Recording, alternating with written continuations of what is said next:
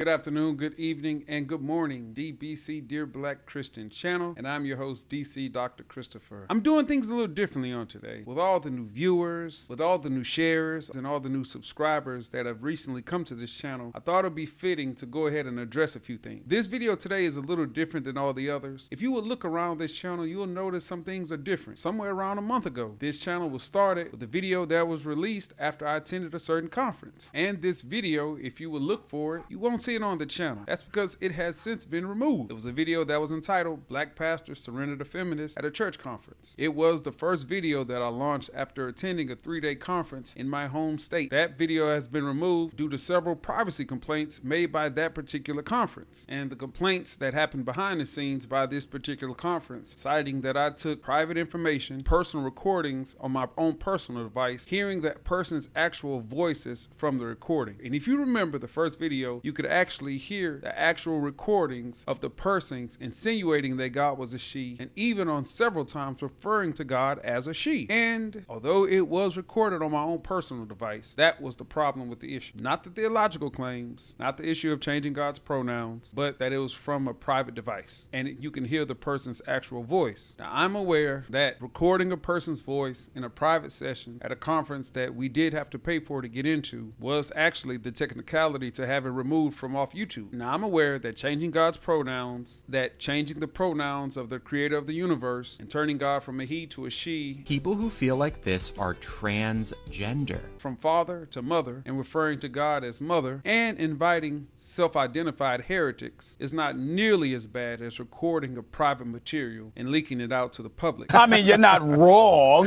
but you didn't have to say it. I mean, good Lord. Especially from a conference that I warned persons about several years ago when I shared in a group of pastors and preachers about the time when they invited at least 7 persons who had publicly proclaimed heresies that go against the basic fundamentals of the Christian faith, who they invited to be speakers of said conference, to which many calls were made by a particular family to my church and place of employment, similar to the calls that were made recently about the last video that I made about heresies, to which it was suggested then and now that I should offer up an apology. So from the bottom of my heart, I'd like to take this chance to apologize to absolutely nobody. now that that's out of the way, I want to express my genuine appreciation to all the viewers and subscribers and persons who've commented and all those who've shared. It was you who took this obscure channel of about 40 subscribers to over 1,200 to this day, to which I say thank you. To all those who have said that we should stand to the word, that we are holding true, those who've offered prayers, and those even they've showed it to their pastor, and that their pastor is now going to be teaching from it and use it as a teaching lesson to identify counterfeit Christianity. I say thank you to all those preachers who said they too have felt silence by just holding to the scripture. For that, I say thank you. And for those who just enjoyed the laughs and the comedy, I thank you again too. And all those who left words of encouragement in the comments and who prayed and noticed the journey to contend for our faith. For that, I say thank you. This channel was started with the aim of arming the persons in the congregation with tools to combat the foolishness, misgivings, the misrepresentations, and even flat out heresies. It was meant to arm the average person in the pew with tools in order to challenge and even combat the heresies, even if they come from the pulpit. There needs to be somebody bold enough in the congregation to reprove the man of God. That was the goal and aim of this channel. And because of you all sharing, this channel is doing what it's supposed to do. And for those who have found issues and have rose in opposition and tried to silence the channel and even get it stricken from other groups and to keep others from sharing it, like this person who said take this garbage down from being shared on other platforms, and who messaged administrators and tried to keep it from being shared across other groups. I'm going to give a special live show where we can engage and we can encounter those who disagree, those who might be detractors, those who like to challenge any position that I've made in any of the video, where you can bring that same energy face to face, or I guess you could say virtually face to face, to which she can question me on anything or any position that I've maintained in any other video. And then I can question her about this. I think it's real that you know, and for me as an exclusivist who would say that Jesus is the only way, that salvation is found under no other name, that I think that exclusivity is an inevitability. Entrance or access. And I don't think it's as narrow as we see it. But you would still concur that it is a Jesus encounter that would get you there? Am I understanding you correctly on This that? text says, no one comes to the Father except, Right. but okay, that's one way. Okay. To something, because I don't know if we completely defined it, but that is one way, and I can accept that as a way. But what does the encounter look like? I'm not going to pretend at this courageous conversation that I believe that is the only way. But wait, there's more. It's just difficult for me to believe that there are people who may not ever give the sinner's prayer, may not ever become a Jesus freak, and then they're not going to have access to something beyond what we have today. Yeah. That is blasphemous. Or even this person who made the charge to insinuate that I was somehow lying and saying I have the right to lie on here, but then shortly after deleted it. The facilitator of the session, and to which she shook my hand afterwards, think it's safe to assume that if she would make it publicly, that these are probably her sentiments that she's probably shared privately, to which I'm going to have a live show for her as well. That live show would be for her, where I'll welcome the charge of being called a liar, especially in this circumstance. I would love for that charge to be levied forth to force my hand to release the footage that I have on another platform not named YouTube, or if not that, I offer these other suggestions. Ask i-she-3 to release the footage to which they recorded in the entire session, or ask the facilitator who was also there. Does he remember me making these questions and claims? And does he also remember referring to God as a she? Are those now being stated publicly? I'm willing to think that he probably doesn't want to deny it. Or you can ask some of the 200 to 300 persons who were there in the room with me, ask them which part was he lying about. Since you don't recall me making those statements, you can ask some 200 to 300 persons who were in the chapel with me when these things were said. However, since the old video has been taken down, I now give you the i-she-3 remix, i-she-3, without the voices of the persons making the claims and the statements of referring to God as mother, or even referring to God as she on multiple occasions. You'll have to listen to me narrate these things, and I'm going to narrate them with my own voice, doing my own impersonation of these persons. And I welcome you. Put down in the comments for your email, and I'll find a way to get you the actual footage on a non-public platform such as YouTube, but so that the message still goes forth to warn the congregation of these pastors and preachers who would dare teach these new agendas and try to push and change the entire pronouns of God. I give you a new title, the remix of the i-she-3 video, i-she-3. God bless you. And this is the part because of privacy reasons that I'm not allowed to play the actual voices of the person, but I will give you the play-by-play. Please, please, please call me a liar, and I will gladly release the actual voice recordings of the person saying the things that I say that they said on another platform that's not as public as YouTube. One Saturday night, she texts me and she says, "I really enjoyed your sermon. She's proud of you." And I'm looking at my phone and I said, did she just say God was a she? She's proud of you? And I thought, that's cool.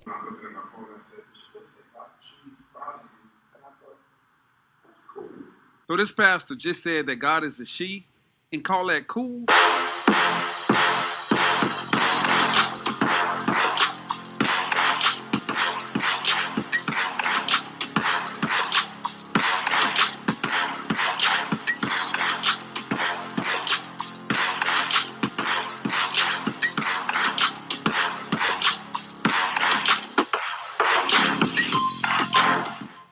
Good afternoon, good evening, and good morning, DBC, Dear Black Christian channel, where we look at the intersectionality of what it means to be black and to be Christian in the United States of America. And I'm your host, DC Dr. Christopher, with university-completed studies in life, religion, and also family. So for the past 3 days, I've been at a conference, I guess you could say, in Houston, Texas. It's a popular conference for all pastors and preachers and church leaders. I won't say the name, but you know what city I live in, then you can probably guess which conference that I'm talking about. So I've attended this conference probably, I'd say, for about the last 6 years straight. I see a lot of friends of mine and get to fellowship with other pastors and church leaders, some that I haven't seen in years. So I got to see a lot of good brothers of mine and people that I look up to. But at the same time, you know, I was on some chill stuff.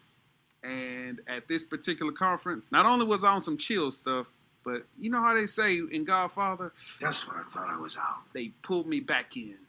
So I'm at this conference, you all, and this is my, I guess you can say, my story time, pun intended. I run into a good brother of mine, and he asked me this question. He said, man, what are you doing here? I say, man, I'm here. Same reason everybody else is here. But then he seemed like he's a good brother of mine, and also he sits on the board. Fine. I'll elaborate. I'm here because I believe that the black church is in the middle at a standpoint of an identity crisis. On one hand, we want to reach back and hold on to that which is valuable, that which is dear, and that which we've always treasured, and our core identity, and even our foundation that we've inherited. But then there's also another urge and a temptation to kind of reach forward and kind of want to be relevant in today's climate and even in today's culture. So I just want to make sure that we're wrestling in the balance. He says, you know what? I'm with you on that. In fact, he knows that I've had to call out this conference for many times before. So I've called them out before in the past. And that kind of put me maybe blacklisted. That kind of made me receive some threats. Good luck for that. But here's where things start to get a little spicy. Over and over again, you kept hearing these new ways of describing the church and even describing what the church has historically been. And it was framing it with new words that I've never heard as a way of defining and even describing the church, and especially the black church. Words like oppressive, patriarchal, sexist, misogynistic, insecure men, and insecure leadership, and all of these different type of words that people were used to describe and define the church. And I kept hearing how it's so hard. Oh my gosh, this is too hard. How it's so dangerous and so oppressive for women to be in ministry. Patriarchy is a problem for the disciples, as it is a problem for us in the church today. And once again, when a guy who looks like this said, I think in an excessive patriarchal context that the church is always trying to overcome its excessive patriarchy. And the guy who looks like this who said, I greet you in the name of God who loves us both as both mother and father. The Reverend Zena Sharp, who's here with us today, and she's on staff with me. Zena was a classmate of mine, and she was the first woman preacher that I ever sat next to. She was smarter than me, and she can preach as well as I could, and I had a decision to make. Either she's a blasphemous perversion of God, or the Lord had actually called her. Zena Jacques, who's with us today, who's on staff with me. But because they were thinking, how can such an important message about the most important event about this Jesus be given to women instead of to us? That's their problem. Their problem was not just the message, their problem were the women. Patriarchy stood in their way. Male chauvinism stood in their way. Sexism stood in their way. And then I want to ask all of the women pastors to stand.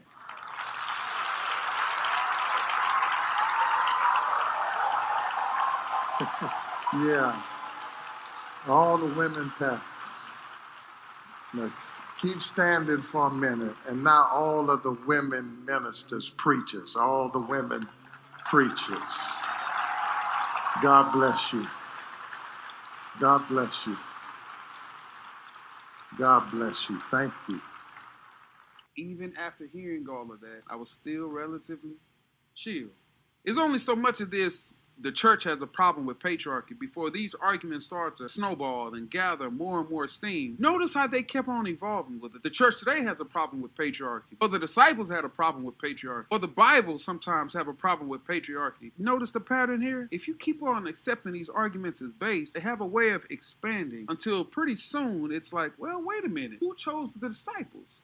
If the disciples had a problem with patriarchy, did Jesus have a problem with patriarchy? God, in the entire Bible, has a problem with patriarchy, and maybe we should do away with it all, and we should recuse ourselves from the entire book. Now, as I'm sitting at this conference, and I'm sitting here wondering, maybe I'm out of touch. Maybe this is the move of the Holy Spirit, that the Holy Spirit spoke to all of these pastors from all across the United States, and they all have these unctions of the Spirit to preach and teach on sexism, racism, misogyny. That's one theory. Or could it be another instance? Maybe, just maybe, once again, the church is capitulating to the culture. Where have I heard these words and phrases before? There's a certain kind of activist these days who wants to take heterosexuality, old school, old-fashioned, boring, minding its own business heterosexuality, and lump it in with patriarchy and sexism and racism and tell kids, wouldn't it be cool if you were anything but that? There are reasons you don't like me that were handed down to you in some situations. By patriarchy, I mean by racism, I mean by class. classism, etc. I began to use the phrase in my work, white supremacist, capitalist patriarchy. Number one. So I'm a racist, sexist, homophobe. Are your logic? If you're prejudiced, just say you're prejudiced. If you're a sexist, say you're sexist. If you're a racist, say you're a racist. If you're homophobic, say you're homophobic. Stop using your spirituality. Gina, did they ever get your sermon back there? I'm just asking. I just wanted to make sure that they got you back up there. Or maybe, just maybe, once again, the pulpit is now succumbing to the culture. Now, I don't want to make this about this conference, but more so about the ideas espoused at said conference. So maybe you sit under a pastor or a preacher who attended this conference or someone that espouses similar ideas. I want to give you these tools that kind of help. First tool I want to tell you is that even though the culture seems to be leading the charge with these new phrases and ideologies and all of these new philosophies, be warned, I was not the first one to notice the way that pastors are so quick to capitulate to the culture. Preachers that have been preaching longer than I have and have lived longer than I have called it out, even publicly before. We have watered down the truth to reach this fickle generation. Our pulpits are pregnant with muted voices, men and women who have chosen to capitulate to the culture. Most of the political people who are in the party that most of us support, they are in favor of same-sex marriage. And you got to be careful to not let your political ties be stronger than your religious convictions. Now, even after all of this, I was still chill. I'm a little bit more used to it than most, but I was still relatively chill until I heard the guy who looks like this said, "Womanist, liberation theologist, feminist, I'm with it. Always tell the story of a small group of friends that hold me accountable on Saturday nights. And if they don't like my sermon, they'll say, 'Hey, Doc, get some rest.' And if they're blessed by it, they'll give me points." And she said, one Saturday, she texts me and says, "I really enjoyed your sermon. She's proud of you." And I'm looking at my phone and I'm like, did she just text me and say that she's proud of you? Did she just say God is a she? And I'm texting and I'm looking at my phone and I said, did she just say she's proud of you? And I'm like, did she just say God was a she? And I thought, that's cool. And so then we flipped. I listened to one of her sermons and I said, "Jennifer, really enjoyed that sermon. She's proud of you." She turned it back and she said, "LOL, yes she is." And we both in conversation had to agree that God is viewed based upon the one through whom lenses that we view them.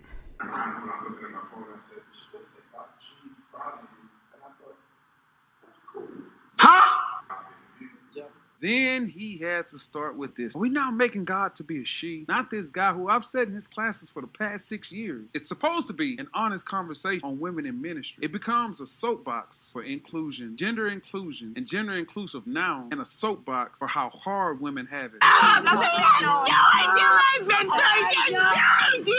all these evil, tyrannical pastors who never saw it that women can be pastors and in the pulpit. These dictators. And after all of that, that's when I'll say, you know what? Forget this. I choose violence. Time to get fire on these people. I couldn't sit down and chill no longer. I'm going to give them everything they asked for. I raised my hand. I was like, "Hey, can I speak? Please. Call on me. Please. Call on me." I say, "Excuse me. I have 2 questions. Question number 1. Before I even ask my first question, let me go ahead and put this out here that I'm not an advocate for this." "You're not an advocate of what?" "I'm not an advocate for any of this. For this women in ministry, women as pastors. I don't think we should be advocating for any of it." And then the whole room said, with about 300 people in attendance. And one of the moist men in the room was like, "Man, brother, I can't believe you said that. You bold for saying that in this room." And I had to say him in the microphone, "Man, please, I ain't studying about none of y'all in this room." So then I asked him, prior to 1960, only 2% of all women identified as religious leadership or even as clergy of any major world religion. And we didn't see an uptick until after the social movements of the 1970s. Your women's lib, feminism, social liberation movement, your sexual revolution, your new ideas of there's no difference between gender. All of these happened in an uptick of women claiming religious leadership or even aspiring as such happened after the 1970s. So, are we willing to say that all the churches before 1970s were wrong? The church of 1950s, the church of 1940s, the 1920s church, even the churches in the 1800s are not seeing women as pastors? Then he had to say, well, theology is evolving. What? theology is evolving. And I was like, is it? He said, well, that's just a fact. We just have to agree on that theology is evolving. Here we go with this again. So knowing that he deflected and did not even adequately attempt to answer my question, but I said, okay, fine. Here's my second question. By your own admission, you started off this conference by saying that the numbers in the church are declining, that Christianity in America is on the decline. So even by your own admission, the numbers are declining. And I agree. It's true. In fact, more and more people in the United States of America are identifying themselves as none, having no affiliation with any major world religion. In fact, that number has exceeded and is now outnumber even black people in America. So with that number being on the rise, if we're going to advocate for something, should we not be advocating for trying to convert lost persons into believers instead of trying to change Christians into womanists? Don't you think that would be a better allocation of our time at a pastors and ministers conference? And then this guy said, well, church is always trying to put out different fires. It's always trying to put out the fire of racism, police brutality, black male life, all this type of things. And not one thing is more important than the other. And some fools in the room was saying, yeah, that's right, that's right. And I realized that as I looked around the room, I'm surrounded by idiots. And it was at that moment that I realized that I've got to warn all the people, and I've got to warn the Christians, that if this is what they're teaching at a conference, at a very prominent and popular black church conference, is this the type of leadership that we're about to put forth on God's people? Nah, I got to warn them. Hand me my typewriter. Dear Black Christian, as we're in 2024, with the culture pushing the agenda, with the culture now dictating the terms, there's been an increase of language, there's been an increase of these type of way of reframing, rechanging the narrative of the church's inception, and even rechanging the biblical language. Which of these pastors sound more biblical? The pastors that tell you that, and we popped up into our mother God's hands, or even the pastors that say things like this. In him, there is life. In him, there's abundance. In him, there's a joy that the world can't give and the world can't take away. In him, there is power. I'll let you decide. Now, you can listen to the current day preacher and see how they've been, I guess you could say, entangled in the culture's agenda. But even after all this, I decided to invoke something that was very rarely used at this entire conference. The Bible. 2 Timothy chapter 4, verses 2 and 3 says, preach the word, be prepared in season and out of season, correct, rebuke, and encourage with great patience and careful instruction. Churches today, they love to encourage. They hate correcting and rebuking. You can feel a lot of churches, conferences, and even pulpits by encouraging people, only encouraging, never correcting or rebuking. And secondly, for the time will come when people will not put up with sound doctrine. Instead, to suit their own desires, they will gather around them a great number of teachers to say what their itching ears want to hear. Maybe we're in that time period today where people have gathered for themselves their own teachers to push their own agenda, and even they've gathered them amongst the pulpit. Next up, if you ever wondered, in a conference that's predicated on church leaders, church pastors, have you ever wondered, is there any type of scripture or is there any type of Bible verse that talks about the qualifications for a leader? And if there is, wouldn't they be centered or even at least one-time reference at this entire conference? Why would any of these scriptures that deal specifically with the role of pastor and leader and overseer in the church, why would none of these scriptures ever be referenced throughout the entire 3 days of conference? I wonder why. 1 Timothy chapter 3. Here's a trustworthy saying. Whoever aspires to be an overseer, that is, leader, pastor, bishop, whoever desires to be an overseer desires a noble task. Now, the overseer is to be above reproach, faithful to his wife, temperate, self-controlled, respectable, hospitable, able to teach, not given to drunkenness, not violent but gentle, not quarrelsome, not a lover of money. He must manage his own family well and see that his children obey him, and he must do so in a manner of full respect. Why would a conference that's built upon preachers and pastors not once mention the scriptures that had to do with qualifications for such leadership? Maybe because the Bible actually slams the door in the face of a lot of those ideas. Beautiful day, got my Bible, I'm ready to go. I'm a pastor. Last but not least, to all the pastors, preachers, and ministers that I was able to fellowship with at the conference, there's some who were able even to approach me and say, hey, I disagree with you, but I appreciate you for saying those things. The utmost respect to you. And to the other pastor who was at this conference who further instigated a group of women to go forth and tear down the patriarchy, tear down church leadership, and instigated women to go into pulpit other than theirs, far away from theirs, when they themselves who stirred these women up, who said to them, I really want to hire you all, but did not hire any of them, although they have the funds funds and resources, still chose not to. Or they themselves received their licenses, built their churches, received their calling under these same patriarchal conditions they have prospered from. And all these pastors who still have the ability, if they believe it so much, to appoint a woman as their successor, that'll stick it to the patriarchy, but they themselves have chosen not to. For all these pastors, I give you my highest honor. I would like to award you the highest honor I can bestow. If she God bless you.